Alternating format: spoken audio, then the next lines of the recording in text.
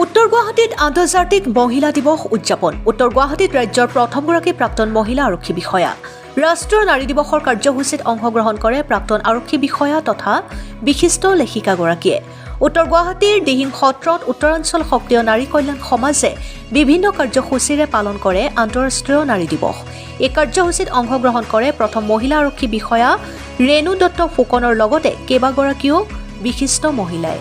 বৰ্তমান নাৰী শিক্ষিত হৈছে, বিভিন্ন ক্ষেত্ৰত আগবাঢ়ি গৈছে, কিন্তু তাৰ মাজতে কিছুমান বেয়াও হৈছে বুলি মন্তব্য কৰে ৰেণু দত্ত ফুকনে। আন্তঃৰাষ্ট্ৰীয় নাৰী দিৱসৰ প্ৰাক মুহূৰ্তত বহিৰাজ্যৰ যুৱতীৰ বাইক চুৰিক লৈও মন্তব্য কৰে ৰেণু দত্ত ফুকনে।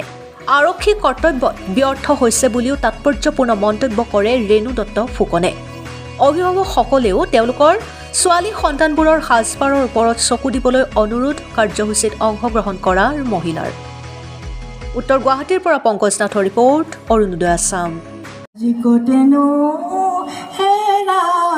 মোৰ ল'ৰালি বিচাৰি বিচাৰি খালো হাবাতৰি, ক'ত গ'ল কেনি গ'ল হাততে হেৰাল দেখোন ল'ৰালি, ক'তেনো হেৰাল মোৰ ল'ৰালি বিচাৰি বিচাৰি খালো হাবাতৰি।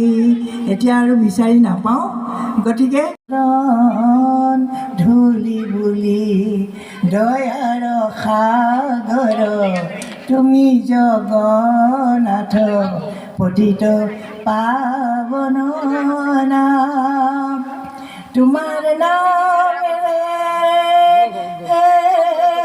তোমাকে পূজিছোঁ, চৰণে কৰো প্ৰণাম, চৰণে কৰো প্ৰণাম।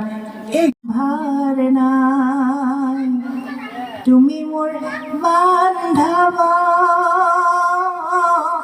ইহ পৰকাল চৰণতে দিয়া ঠাই, জ্ঞানহীন অতি মই মূঢ়মতি, নাজানো ভকতি স্তুতি, তুমি মহামতি দিয়া জ্ঞান জ্যোতি, তুমি বিনে নাই গতি, দুখ ক্ষমা কৰা দাসী বুলি ধৰা, দিয়া চৰণৰে ধূলি। তেওঁ আন্দোলনত নামি গৈছিলে।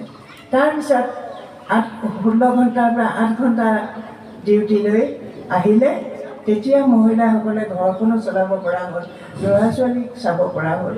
ঠিক তেনেদৰে তাৰ পাছৰ পৰা মহিলাৰ অধিকাৰ পুৰুষৰ সমানে বিচাৰিবৰ কাৰণে আন্দোলন কৰিব পৰা হ'ল। আমাক এইটো লাগিব সেইটো লাগিব কৰিব পৰা হ'ল। তেনেকৈ আমাৰ গোটেই ভাৰতবৰ্ষত নাৰী স্বাধীনতা বিয়পি পৰিল। 1969 আকাশত পাখিৰে সজায়, নুবুজা ভাষাৰে কিনো কৈ যায়, বতাহতে বগলীবোৰ উৰি উৰি যায়, বতাহতে বগলীবোৰ উৰি উৰি যায়। গধূলি গধূলি অ বগা বগলী, বিললৈ নাহিবি অ বগা বগলী, পোনাটি আছে বাট চাই, পোনাটি আছে বাট চাই, বতাহতে বগলীবোৰ উৰি উৰি যায়। এইটো